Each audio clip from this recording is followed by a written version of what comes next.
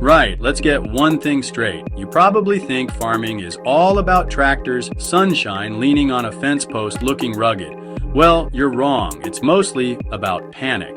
In Nebraska, vast, flat, the panic is about space, or rather, the complete and utter lack of it. Picture this. For every single person in Nebraska, man, woman, child, there are about 1,300 bushels of corn sitting around with nowhere to go. That's enough to fill a small swimming pool for every family. It's a mountain of golden grain so colossal you could probably see it from the moon, and it's causing a headache the size of, well, Nebraska.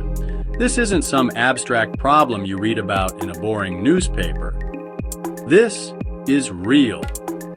I spoke to a chap named Dave, who's been farming the same patch of dirt for 40 years. He told me, with a look of pure exhaustion, that he's never seen anything like it. So, how on earth did we get here? How did a state full of the world's most efficient farmers end up with a problem you'd normally associate with a disorganized village fete? It's a perfect storm, really, a cocktail of two main ingredients: brilliant weather rubbish prices. For the last couple of years, Mother Nature has been suspiciously kind to the American Midwest. They've had just the right amount of rain, just the right amount of sun, and not too many of those terrifying tornadoes that like to rearrange the landscape. The result? The corn grew tall, the soybeans flourished, and the harvesters pulled in yields that made old-timers weep with joy. They've basically won the farming lottery. The trouble with winning the lottery, however, is that you have to pay taxes. In farming, that tax comes in the form of rock-bottom prices. It's simple supply and demand, the one bit of economics everyone understands. When there's a staggering amount of something available, buyers don't have to fight for it. They can sit back, sip their coffee, and offer you a pittance, knowing full well you've got nowhere else to go. The global markets are flooded. When your multi-million-dollar grain bins are full and the local co-op won't even answer your calls, you have to get creative. And by creative, I mean desperate. Farmers across Nebraska are now resorting to storage solutions that would make a health and safety officer have a full-blown meltdown. The most popular method seems to be the giant white sausage. These are enormous plastic bags, some the length of a football field, that you fill with grain using a special machine. You then seal up the ends and leave them lying in the field like massive, inert caterpillars. It works, sort of, but it's a bodge job of the highest order. Then there are the people who have run out of bags. I heard a story about a farmer, let's call him Jim, who started filling up his truck trailers. Not just one or two, but his entire fleet. He's got millions of dollars worth of corn sitting in trailers that are supposed to be out on the road, earning their keep. You do the one thing you're never, ever supposed to do. You pile it on the ground. This is the absolute last resort, the agricultural equivalent of waving a white flag.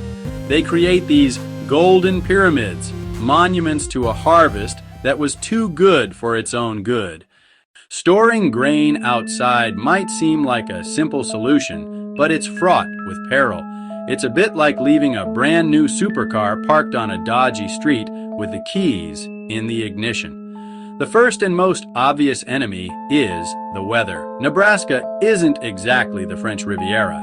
A single heavy downpour can be catastrophic. Water seeps into the pile. Moisture is the mortal enemy of stored grain. It kick-starts the process of decomposition, encourages mold growth, and can spoil a massive portion of the pile in a matter of hours. A farmer can watch their entire year's profit literally rot before their eyes. Then you have the pests. A giant pile of delicious, high-energy corn is basically an all-you-can-eat buffet. Rats, mice, raccoons, deer. And let's not forget the birds. Flocks of starlings can descend on a grain pile and get through a surprising amount. They don't just eat the grain, they foul it, contaminating it and making it unsellable. The grain in the middle of the pile starts to heat up, a process called respiration. And in extreme cases, it can get so hot it starts to smolder. Faced with this monumental storage shortage, the obvious question is, why don't they just build more bins? It sounds simple, doesn't it? If you don't have enough space, make more. But this is where the slow, grinding reality of agriculture collides with a fast-moving crisis. Building a new set of modern grain bins isn't like putting up a garden shed. It's a major construction project. You need to pour a massive concrete foundation. You need to assemble towering rings of corrugated steel. You need to install complex electrical and aeration systems. This is not a weekend DIY job. It's a months-long process that requires specialist crews and a great deal of cash. And there's the rub: money. A decent-sized grain bin can cost hundreds of thousands of dollars. An entire on-farm storage system can easily run into the millions. Low prices and non-existent profit margins put farmers in a cash flow squeeze. Asking them to shell out a fortune now is like telling someone who can't afford rent to buy a house. The waiting list for a new bin construction crew is now stretching well into 2026 and possibly beyond. The supply chain for steel is stretched to its breaking point. The supply chain for aeration fans is stretched to its breaking point.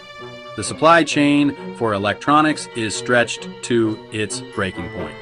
So, even if you placed an order today with a briefcase full of cash, your new shiny bins wouldn't be ready for this year's harvest. So, here we are, buried under a mountain of our own success, with nowhere to put it and no one willing to pay a decent price for it.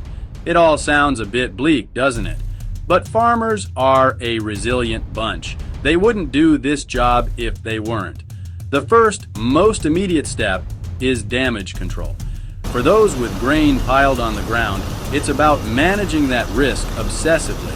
They need to monitor temperature, cover the piles as best they can, and basically become full-time security guards for their own crop. This should be a deafening wake-up call for the industry. There needs to be a serious conversation about infrastructure. We need more investment in the co-ops, the rail lines, and the port facilities. Government-backed low-interest loans could help finance on-farm storage, add more value to crops locally, with biofuel plants, feed production facilities, and factories making plant-based proteins. Ultimately, this is a test of nerve. It's a tough spot, but farmers don't give up, and the stubborn refusal to be beaten by a pile of their own corn.